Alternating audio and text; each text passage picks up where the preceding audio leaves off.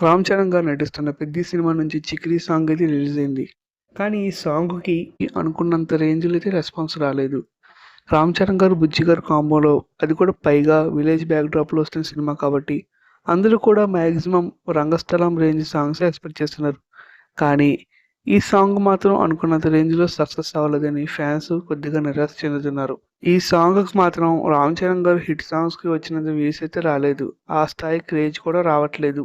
బుచ్చిబాబు సన్న గారు ముందు తీసిన 'ఉప్పెన' సాంగ్స్ ఒక రేంజ్‌లో ఊపేశాయి.